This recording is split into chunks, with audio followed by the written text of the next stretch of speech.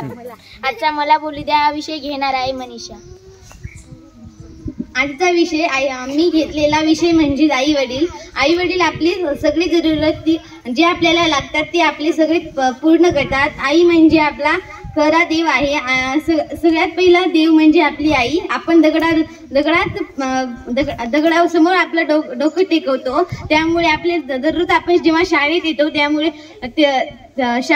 त्यापूर्वी आपण पहिले आई वडिलांचे पाय पडून जेव्हा आपण शाळेत येऊ तेव्हा आपलं सगळं जग सुंदर होईल। आणि आई वडील हे आपल्याला सांभाळतात। जेव्हा आपण जन्मतो, जेव्हा आपली आई आपल्याला 9 महिने आपल्या पोटात आपण जेव्हा त्यांच्या आईच्या पोटात आपण 9 महिने राहतो तेव्हा आपली आई किती दर्द सहनते तेव्हा आपल्याला काही कळत नाही। जेव्हा आपण मोठे होतो तेव्हा जेव्हा आपली आई वडील म्हातारी होतात तेव्हा आपण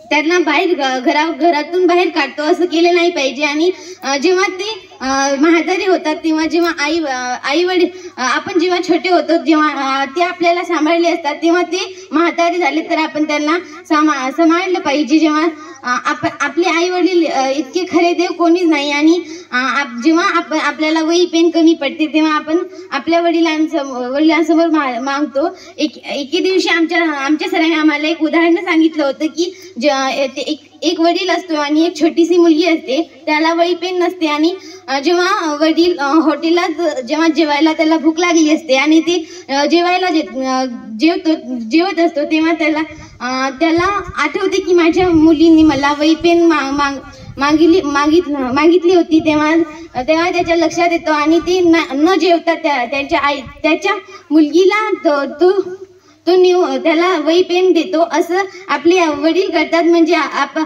त्यांच्या जीवात जीव देऊन आपल्याला ती शिकवतात, म्हणजे आपण त्यांची जाणीव केली पाहिजे। आणि जेव्हा आपले आई वडील ज्याला आई वडील नसतात ना तेव्हा त्याला खरे आई वडिलांचे हे कळते। आणि ज्याला आई वडील असते तेव्हा त्यांना काहीच कळत नाही। जेव्हा ते मृत्यू पावतात तेव्हा कळतात की आपले आई वडील आपल्यासाठी किती केले आहेत आणि आपण त्यांच्यासोबत जेव्हा पहिलीपासून आपण चांगले राहिलं पाहिजे। उलट आपल्या आई वडिलांसोबत उलट नाही बोलले पाहिजे। धन्यवाद।